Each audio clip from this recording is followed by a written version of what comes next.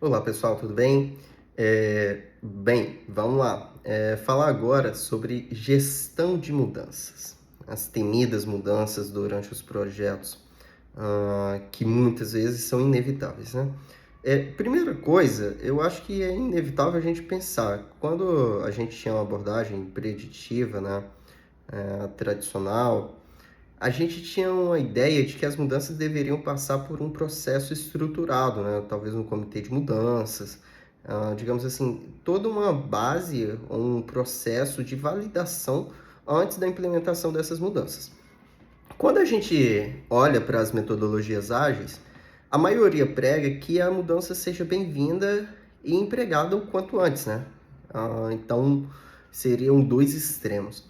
E aí fica aquela lacuna quando você tem um ambiente que ele é híbrido, né? Ou seja, quando você não é tão rígido quanto aquilo que é pensado em relação ao preditivo, mas também não é tão flexível quanto ao ambiente ágil, né? Normalmente, quando você tem um escopo, né, um produto a ser entregue, no ágil, onde é um produto muitas vezes incremental, que você pode ir trazendo melhorias contínuas, e já no preditivo que você tem um produto em geral, né? Em geral, que tem uma expectativa inicial em relação ao seu escopo ser atendido conforme foi planejado. E, obviamente, quando você tem um escopo definido, você vai também tendo alguns outros pontos como custos, prazos, que vão ficando amarrados a isso. E aí vem a questão que eu estava refletindo em relação a como a gente cuidar, né? Como a gente conduzir, principalmente se estivermos em funções de liderança ou estivermos em interface com os stakeholders, como conduzir da melhor maneira possível as possíveis mudanças necessárias, né? E a parte-chave, eu acho que é o seguinte: é muito complexo quando a gente quer fazer uma mudança, ou quando é proposta uma mudança, sem que haja a plena clareza de qual é o objetivo dessa mudança. Como assim?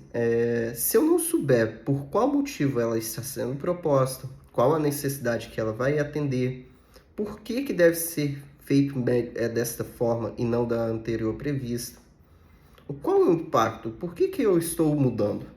Eu acho que essa seria a pergunta-chave. Primeiro, a gente compreender a mudança. A partir do momento que a gente tiver uma compreensão da mudança, a gente consegue fazer uma análise mais rápida dos impactos. Sejam eles os impactos positivos, que pode trazer sim ao projeto, quanto possíveis impactos negativos. Ora, eu posso ter uma situação em que eu vou conseguir entregar mais valor sem necessariamente ter um acréscimo aos custos do projeto.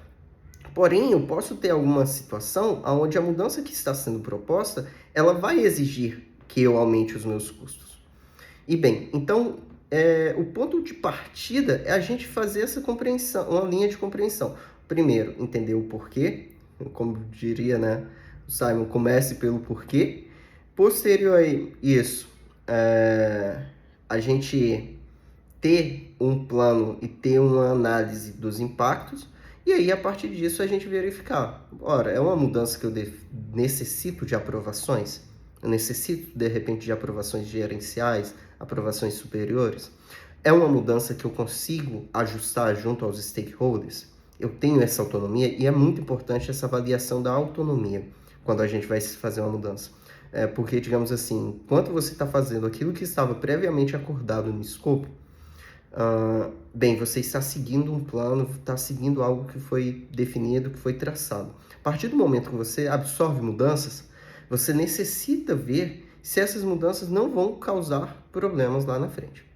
É um ponto sensível, mas digamos assim, principalmente dentro daquilo que a gente já comentei em relação à questão do VUCA, a necessidade de adaptação rápida, é importante a gente estar muito atento às nossas mudanças. Mas não vamos ver as mudanças como um inimigo, porque muitas vezes ou elas podem ser contidas e não realizadas devido a alinhamentos e esclarecimentos, ou talvez elas sejam fundamental para a gente impedir que crie-se uma insatisfação no final junto aos nossos stakeholders.